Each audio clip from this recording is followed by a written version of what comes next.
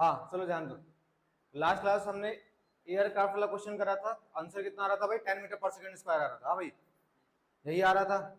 आज थोड़ा सा क्वेश्चन हमारा रहेगा, वो रहेगा थोड़ा पाथ को देखते हुए, मतलब कि अगर कोई एक ऑब्जेक्ट, जैसे पहले भी हमने क्वेश्चन करा भी था, स्टार्टिंग में ही करा था कि अगर कोई एक ऑब्जेक्ट मोशन में है, दूसरा भी ऑब्जेक्ट मोशन में है, और एक के रिस्पेक्ट में दूसरे को देखोगे तो तुम्हें उसका पाथ कैसा नजर आएगा। करेक्ट, ये बातें हुई थी। अब देखो यहां पर मैं एक चीज इसमें नोट करवाऊंगा, एक चीज पहले अपन नोट कर लेंगे।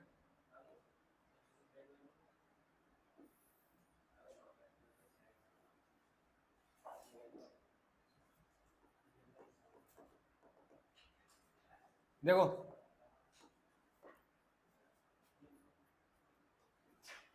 इफ एक्सेलरेशन इज कांस्टेंट, ठीक है बच्चों, अगर आपका एक्सेलरेशन क्या हो, कांस्टेंट हो, उस केस में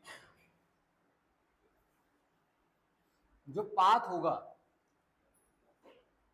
थीटा अगर 90 हो, नॉट 90, 0, थीटा अगर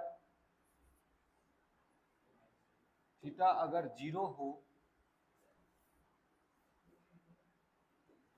थीटा अगर 0 हो या 180 डिग्री हो, तो पाथ कैसा होगा, पाथ होगा आपका स्ट्रेट लाइन।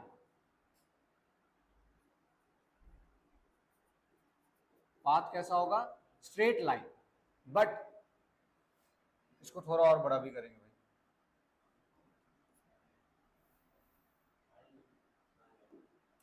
सेम अगर थीटा आपका क्या हो, 0 के इक्वल ना हो या 180 के इक्वल ना हो, है ना, यानी कुछ बड़ा हो भाई, ना तो 0 हो ना तो 180 डिग्री हो, कुछ भी थीटा है अगर, तो पाथ कैसा होता है, पैराबोला।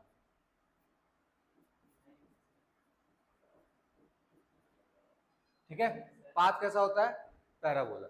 समझ के बात को, तो अगर थीटा आपका 0 है या 180 डिग्री है तो स्ट्रेट लाइन होगा, लेकिन अगर थीटा अगर कुछ है, कोई एंगल है, तो आपका कैसा पाथ होगा, पैराबोला होगा। ठीक है, इसी से रिलेटेड मैं आपको एक सवाल करा रहा हूं, देखो क्वेश्चन देखो क्या है। क्वेश्चन है आपके पास, डिफिकल्ट सवाल तो नहीं दूंगा, थोड़ा इजी सवाल रखते हैं। देखो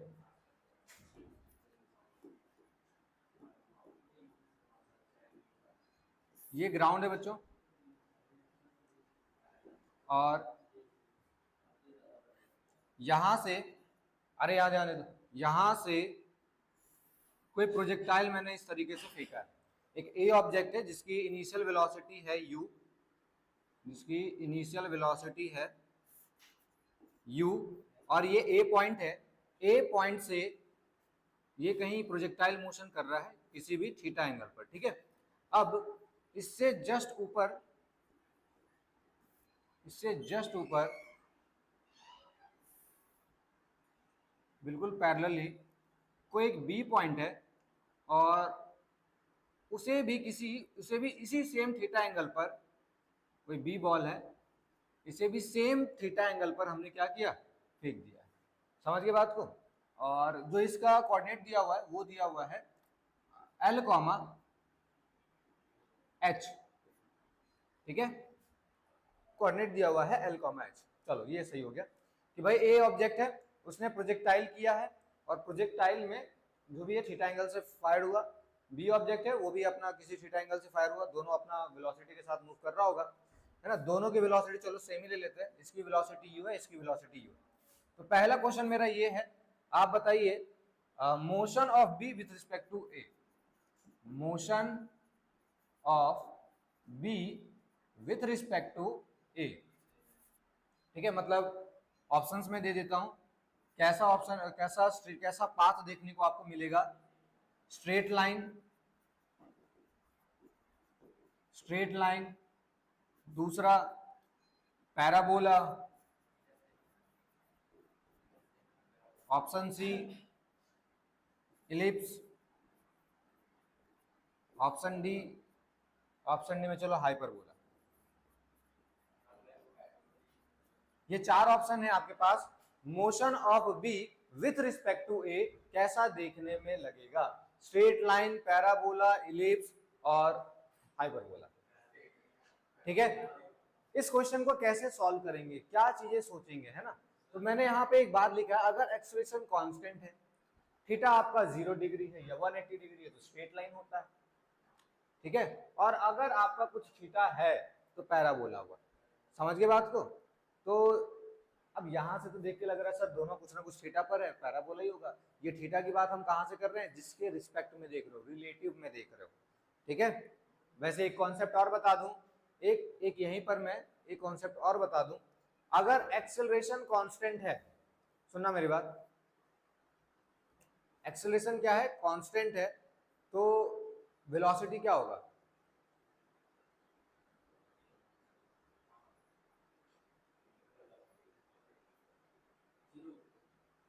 एक्सेलरेशन कांस्टेंट, तो वेलोसिटी जीरो होगी, इक्वल अमाउंट में चेंज हो रही होगी। थोड़ा सवाल गलत हो गया, मैं कह रहा हूं अगर एक्सेलरेशन चलो जीरो है, ये तो मैंने अलग से बता दिया, एक और यहीं पे एक और कॉन्सेप्ट लिख रहा हूं, एक और कॉन्सेप्ट में यहां पे भी लिख रहा हूं।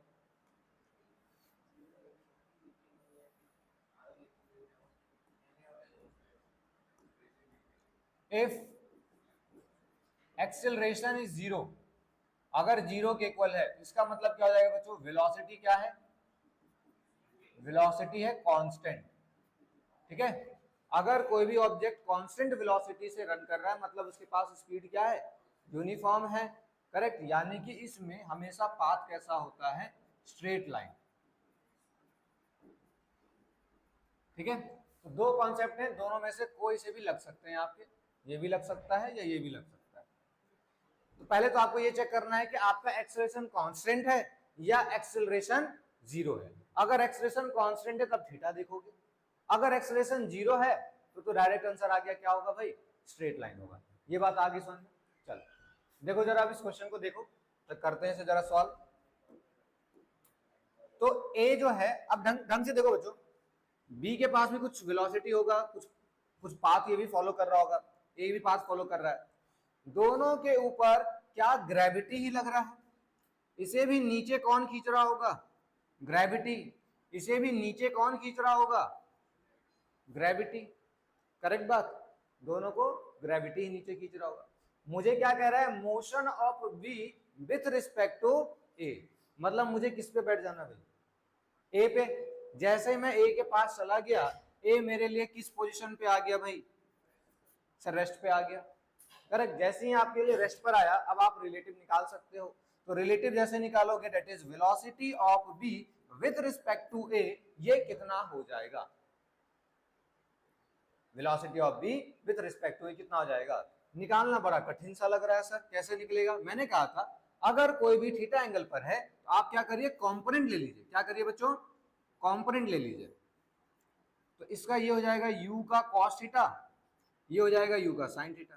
वेल मुझे तो लगता है मुझे ये भी ज्यादा करने की जरूरत नहीं है, क्योंकि मैंने आपको कॉन्सेप्ट बता दिया है। कॉन्सेप्ट मैंने क्या बताया? एक्सेलरेशन कांस्टेंट तो ठीक है, नहीं तो जीरो है तो स्ट्रेट लाइन होगा। करेक्ट, तो मैं डायरेक्ट रिलेटिव एक्सेलरेशन निकाल लेता हूं। तो acceleration of b with respect to a, चलो मैं फटाफट यही निकाल लेता हूं। ठीक है, acceleration of b with respect to a क्या होगा बच्चों? Sir acceleration of a, sorry b minus acceleration of a। Correct, यही होगा। बिल्कुल सर, दोनों सेम डायरेक्शन में है, माइनस ही होगा। क्या है बच्चों? g है, दोनों ही g होगा क्या? मतलब यहां पे एक्सेलरेशन कितना आ गया? सर जीरो आ गया। रिलेटिव एक्सेलरेशन क्या आ गया? जीरो आ गया। अगर रिलेटिव एक्सेलरेशन आपका जीरो हो जाएगा तो वेलोसिटी क्या होगा? Sir constant. और वेलोसिटी अगर कांस्टेंट हो गई तो कैसा पाथ दिखेगा? Straight line. आई बात समझ में? अरे दोनों कॉन्सेप्ट क्लियर हुए क्या? ठीक है ना, दोनों कॉन्सेप्ट क्लियर होने चाहिए। चलो इसी में एक सवाल और मैं ऐड ऑन कर रहा हूं, minimum separation between ball A and B. इसमें दूसरा क्वेश्चन ऐड ऑन है, minimum separation, minimum separation between ball A and B, minimum separation कितना होगा। अब चूंकि आपने इसको रेस्ट पे मान लिया है, करेक्ट, तो रेस्ट पे जैसे ही आपने इसको मान लिया तो ऑफ कोर्स ही बात है ये बी सर इसके साथ बिल्कुल स्ट्रेट लाइन से आ रही होगी, क्योंकि इसको पाथ कैसा लगेगा, स्ट्रेट लाइन लगेगा। तो जो बी है, बी बिल्कुल स्ट्रेट लाइन से आगे आ रही होगी, आ रही होगी। जब ये बिल्कुल इस पोजीशन पे पहुंच जाएगी, ए को तो ऐसा ही लगेगा ना, ए को क्या लगेगा, ऐसा ही तो लगेगा, ये स्ट्रेट लाइन पोजीशन में आ रही है और हमने ए को रेस्ट मान लिया है, करेक्ट। तो मिनिमम सेपरेशन कितना होगा, मतलब यहां से यहां तक की डिस्टेंस, और यहां से यहां तक की डिस्टेंस कितनी है, मैंने दिया हुआ था कोऑर्डिनेट l, h, यानी कितना है h। तो मिनिमम सेपरेशन कितना हो गया बच्चों, h हो गया। समझ आया। ऐसे सोचोगे तो हो सकता है दिमाग कम काम करे, बट जैसे मैंने फील करा है उस हिसाब से कॉन्सेप्ट लगाओ, इजी हो जाएगा। ठीक है, एक और इसमें मैं फंडा ऐड कर रहा हूं, find the time when separation between A and B is minimum. Time निकाल के बताओ, find the time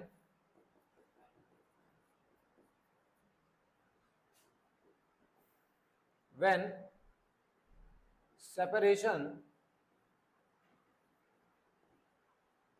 between A and B is minimum। ठीक है, टाइम निकाल के बताओ। तुम्हें डिस्टेंस पता है, अब यहां पे तुम्हें वेलोसिटी की मदद पड़ेगी, है ना, निकालो जरा। अब यहां पे मैं वेलोसिटी लगा भी सकता हूं, चलो देखो देखो देखो बेटा, मिनिमम सेपरेशन कितना है सर, h है, करेक्ट। अब यहाँ पे थोड़ा रिलेटिव वेलोसिटी कितनी होगी इसे तुम फाइंड आउट कर लो। तो मैंने अभी पहले बना ही दिया था, अगर थीटा है तो ये u cos थीटा, ये u sin theta, correct. Similarly इसके लिए भी अगर ये u से जा रहा है तो ऊपर वाला कौन सा हो जाएगा, u का sin थीटा, और इधर वाला कौन सा हो जाएगा, u का cos थीटा। अब देखो जरा रिलेटिव मोशन को ढंग से देखो तो क्या होगा भाई, u sin थीटा कैंसिल हो जाएंगे, रिलेटिव है बेटा, अगर सेम डायरेक्शन होता है तो माइनस होता है ना। तो रिलेटिव में u sin थीटा तो हट जाएंगे क्योंकि सेम डायरेक्शन में। हाँ, u cos theta add on हो जाएगा, करेक्ट। तो यानी कि velocity of b with respect to a कितना नजर आएगा, 2u cos थीटा नजर आएगा क्या, बताओ। Velocity of b with respect to a कितना नजर आएगा, 2u cos थीटा, करेक्ट। तो वेलोसिटी तुम्हें पता चल गया, और तुम्हें ये भी पता है एक्सेलरेशन जीरो है नहीं, तो तुम डायरेक्ट फॉर्मूला लगा सकते हो, कौन सा sir, time is equals to distance upon में स्पीड, करेक्ट। तो डिस्टेंस कितना है सर h, स्पीड कितना है 2u cos थीटा, ये निकल के आ गया तुम्हारा वैल्यू, है ना। मैं यहां लिख देता हूं आंसर, क्या हो गया sir, t equals to h upon में 2u cos थीटा। आई बात समझ, हाँ भाई, ठीक है। अच्छा मैं आपसे एक चीज पूछूं, मेरा एक सवाल भी है आपसे, ये जो मैंने पाथ के ऊपर बात करा, तो जो पाथ है, ये जो पाथ है, जब भी मोशन अंडर ग्रेविटी में दोनों ही होंगे, क्या हमेशा स्ट्रेट लाइन होगा क्या, सोचो जरा, हमेशा स्ट्रेट लाइन होगा क्या, हाँ सर हमेशा स्ट्रेट लाइन होगा। ये कॉन्सेप्ट है, क्या कॉन्सेप्ट है भाई, जो तुम खुद ही सोचो, ए भी अगर ग्रेविटी की वजह से नीचे आ रहा है, बी भी ग्रेविटी की वजह से नीचे आ रहा है, तो ऑफ कोर्स ये बात है हमेशा एक्सेलरेशन कितना होगा, जीरो होगा। और अगर हमेशा जीरो हुआ एक्सेलरेशन तो वेलोसिटी क्या होगा, और जैसे ही वेलोसिटी कांस्टेंट होगा वैसे ही कैसा पाथ हो जाएगा, स्ट्रेट लाइन। आ रही बात समझ में। तो इस बात को हम लोग लिख सकते हैं कि any two object moving under gravity, ठीक है, have relative acceleration zero, have relative acceleration zero, correct. And so relative velocity is constant, then the relative motion will be uniform straight line, correct। इसको note कर लिया, इस concept को मैं लिखा देता हूं। तो एक और हमारे पास डब्बा आ गया भाई,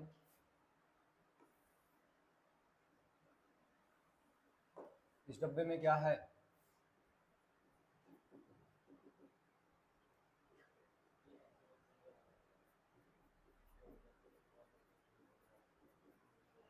any two object having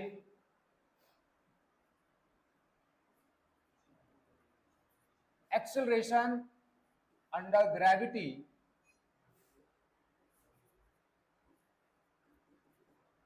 then A relative always zero and hence V relative constant. So the relative motion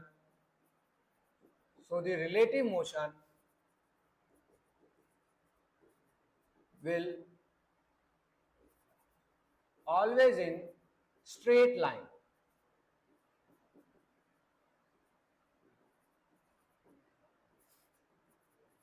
ठीक है? If any two object या तो acceleration under या moving under gravity कर लो, चलो moving under gravity then A relative zero and hence V relative constant, so the relative motion will always in straight line. समझ गए बात को? हमेशा कैसा नजर आएगा? स्ट्रेट लाइन नजर आएगा. अब मॉड्यूल में तुमने वो जो सवाल देखा है कि एक नीचे से ऐसे जा रहा है, एक ऊपर से नीचे आ रहा है, क्या वही सवाल हो गया? क्लियर हो गया? ठीक है ना? चलो अब वैसा ही एक और सवाल देता हूं.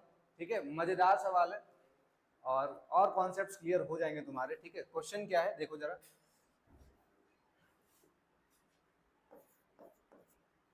मैं थोड़ा लिखूंगा कम है ना, बोल देता हूं, मतलब फिगर बना देता हूं.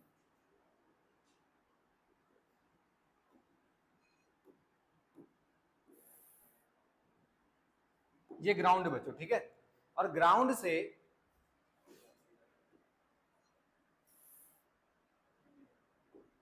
ग्राउंड से 30 डिग्री के एंगल पे कोई एक एरोप्लेन है.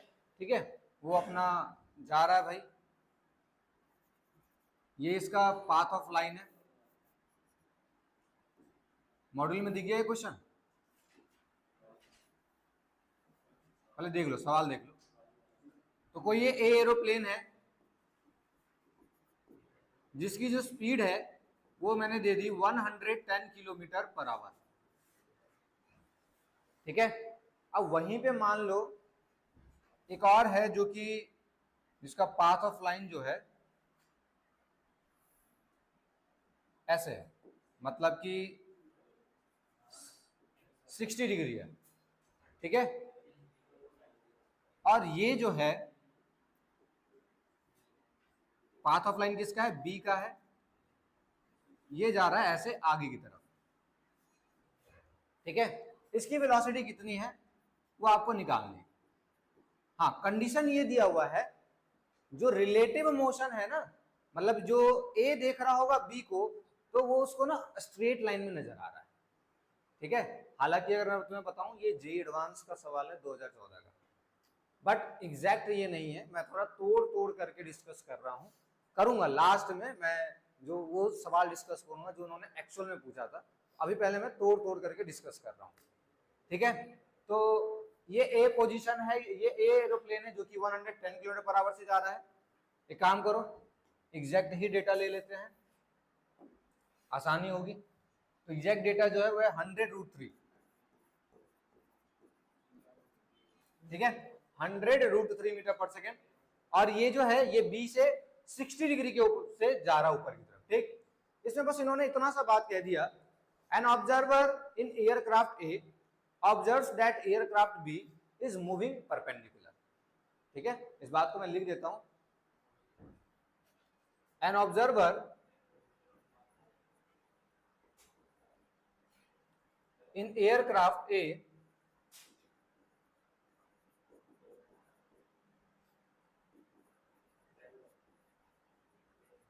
observes that aircraft B is moving perpendicular to line of motion of A.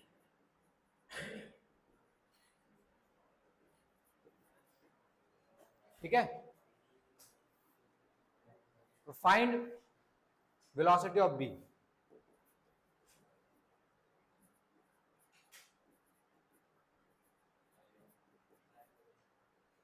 चलिए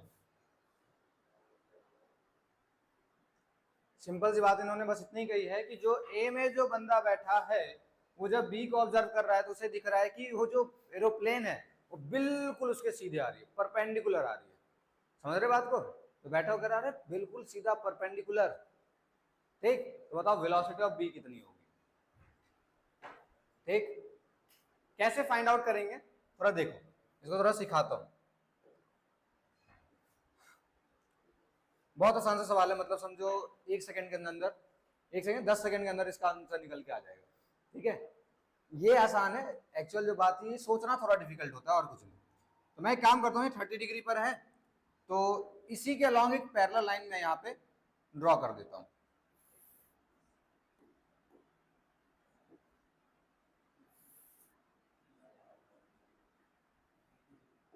ठीक है, कितना है ये? 30 डिग्री है, ड्रॉ कर दिया। अब ये अगर 30 डिग्री है, और एक काम करो एक लाइन ऐसे भी ड्रॉ कर दो इस ग्राउंड के पैरेलल।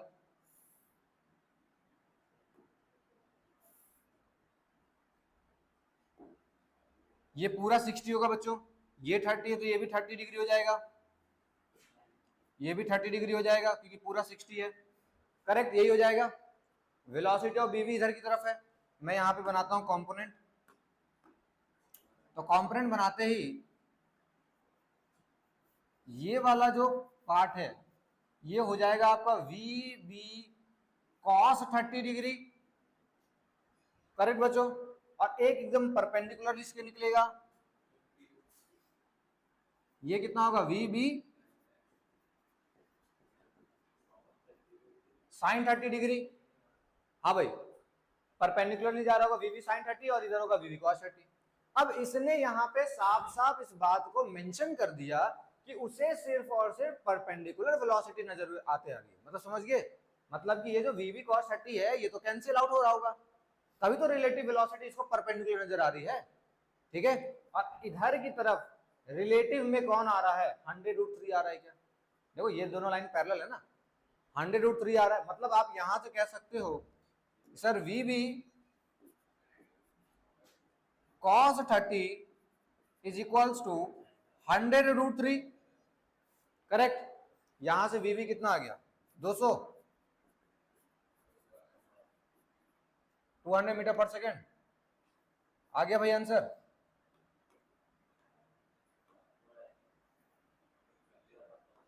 आ गया आंसर, वीवी कितना आ गया?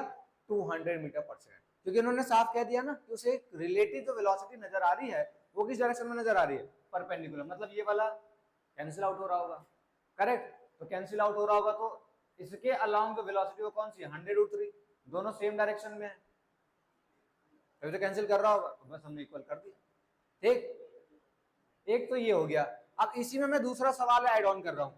ठीक है, मैंने कहा ना वो सवाल एक्चुअल ये नहीं था, मैं सवाल को बस ऐड ऑन करते जा रहा हूं। ठीक है, अब दूसरी बात सुनो, ध्यान दो, दूसरी बात सुनो। फाइंड वेलोसिटी ऑफ ऑब्जर्वर कौन है? ए है ना, ठीक है। Velocity of B relative to A कितना आ रहा होगा? Find velocity of B with respect to A. A जो ऑब्जर्व कर रहा होगा तो वो कितनी वेलोसिटी से उसको देख पा रहा होगा? सर परपेंडिकुलर वेलोसिटी से देख पा रहा होगा, और वो परपेंडिकुलर वेलोसिटी कितनी है? V B sine 30। बस लिखो इसको, तो ये क्या हो जाएगा सर? ये हो जाएगा वी बी साइन 30 डिग्री, और वी बी कितना निकल के आया तुम्हारा? 200, और साइन 30 कितना है? 1/2, कितना आ गया? 100 मीटर पर सेकेंड। ये आ गया वी बी है। ठीक है, अब थोड़ा मैं एक्चुअल सवाल के ऊपर आता हूं, ये भी निकल के आ गया। ठीक है, तो सवाल एक्चुअली अच्छा अभी मैं थोड़ा और ऐड ऑन करता हूं। तो इसको यहां से यहां तक पहुंचने में, चलो वो मैं एक्चुअल सवाल की डिस्कस कर ही लेता हूं।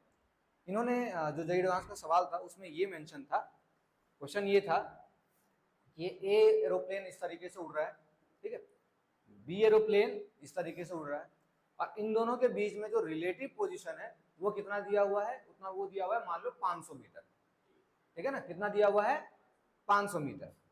तो कह रहा है, और ये बताया गया कि जो ऑब्जर्वर है वो ऑब्जर्व कर रहा है कि परपेंडिकुलर वेलोसिटी मिल रही है। तो 500 मीटर दिया हुआ है, तो आप ये बताओ कितने देर में टक्कर हो सकती है, वो टाइम बताओ जितने देर में टक्कर हो सकती है। सुन के अच्छा लगा? अब तो आसान लग रहा होगा। हाँ सर अब निकाल सकते हैं। कैसे निकाल सकते हैं सर? क्योंकि एक तो यही वाला रहा करेक्ट, और दोनों के दोनों, चूंकि मैंने कॉन्सेप्ट बता दिया है। कॉन्सेप्ट क्या बताया मैंने सर? दोनों के दोनों एक्सेलरेशन ड्यू टू ग्रेविटी तो लग रही होगी, जी तो लग रहा होगा। हालांकि एरोप्लेन है तो एक अपना फोर्स तो होगा ही उसका, ठीक है ना। खैर एक्सेलरेशन बैठाओ, उसको यूज भी नहीं करना है, यहीं से समझो। तो बस यही वेलोसिटी लग रही है। ये डिस्टेंस कितना दिया हुआ है? ये डिस्टेंस दे दिया गया 500 मीटर। आपको टाइम निकालना है, तो टाइम इक्वल्स टू क्या होगा? डिस्टेंस अपॉन में स्पीड। डिस्टेंस कितना है? 500 मीटर, और स्पीड कितना है? 100। मतलब टाइम कितना निकल के आ गया? 5 सेकेंड। तो 5 सेकेंड में टक्कर हो जाएगी, ठीक है। तो इसीलिए वो अपना स्पीड बढ़ा ले 5.1 सेकेंड। 5 कुछ ज्यादा भी हुआ तो टक्कर नहीं होगी, 5 सेकेंड एग्जैक्ट होगा तो 5 सेकेंड पे दोनों टकरा जाएंगे, ठीक है। एक्चुअल सवाल वो था। मजा आया सवाल सुन के? अच्छा लगा? चलो और कराओ ऐसा एक सवाल। नोट करना चाहते हो नोट कर लो, समय हो गया मेरा।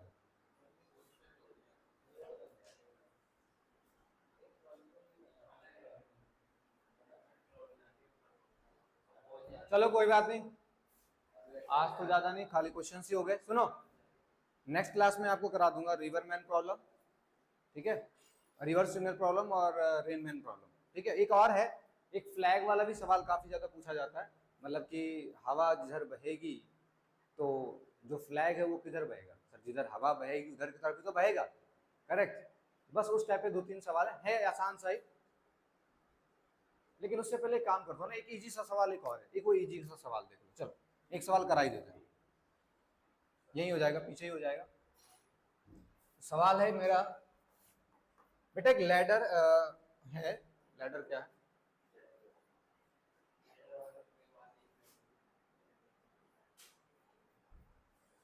एलिवेटर है ये, ठीक है। ये भी सवाल है, कहाँ पे? मॉड्यूल में हो गया था तुम लोगों से? अगर हो गया तो नहीं बताऊंगा, नहीं हुआ, चलो डिस्कस कर ही लेते हैं। तो एक एलिवेटर है अपने पे, ठीक है, और यहाँ पे कोई एक ये मैन है। ढंग से सुनना भाई। तो जब एलिवेटर मोशन में होता है, जब एलिवेटर मोशन में होता है, ये ग्राउंड फ्लोर है और ये फर्स्ट फ्लोर है, ठीक है। जब एलिवेटर मोशन में होता है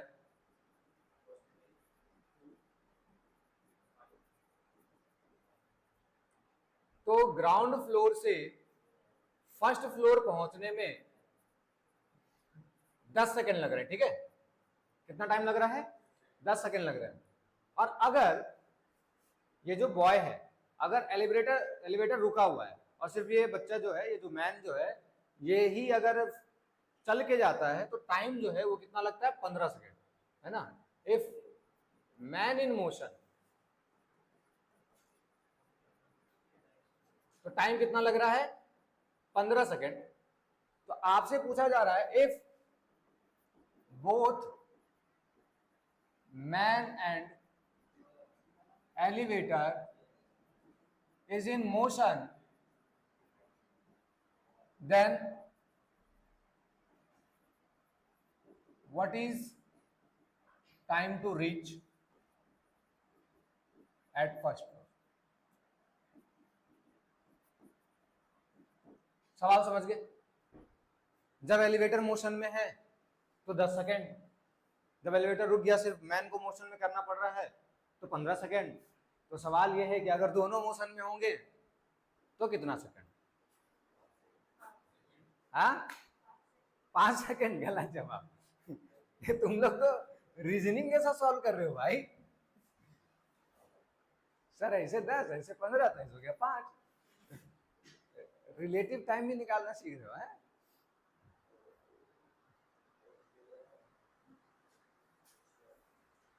चलो बहुत आसान है ये, है ना। इसको रिलेटिव के पर्सपेक्टिव से भी नहीं सोचूं, ऐसे भी सिंपल देखो जरा।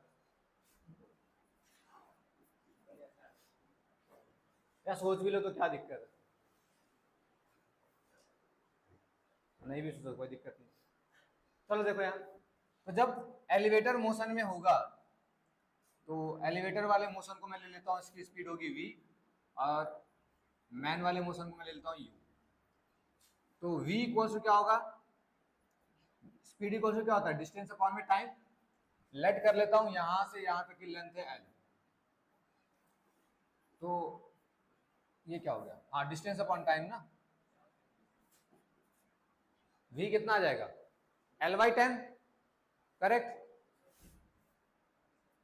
u कितना हो जाएगा, l/15। अरे ध्यान दो यहाँ, v हो गया l/10, u हो गया l/15। अब दोनों साथ जा रहे हैं तो रिलेटिव वेलोसिटी क्या हो जाएगी दोनों की,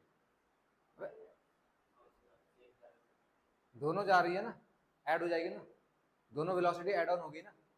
ऐसा थोड़ी है कि दोनों एक साथ ऐड ऑन हो गई ना, u प्लस v, करेक्ट। तो अब जो है टाइम निकाल रहे हो वो क्या होगा, l अपॉन में u प्लस v होगा।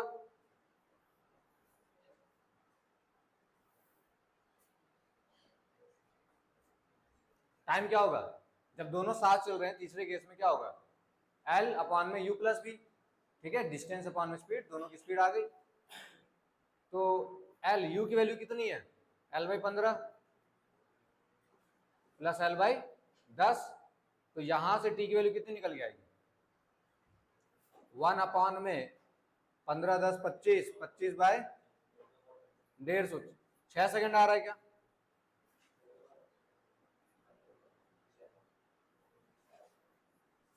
ठीक है। टाइम कितना होगा, 6 सेकंड। तो 6 सेकंड लगेंगे इसको वहां ऊपर तक पहुंचने में। समझ गए बात को। चलो समय काफी हो गया है, आज के लिए इसको इतना ही रखते हैं, ठीक है। अगली क्लास में कॉन्सेप्ट्स करेंगे। आज भी शायद तुमने 2 कॉन्सेप्ट तो सीख ही लिए, ठीक है।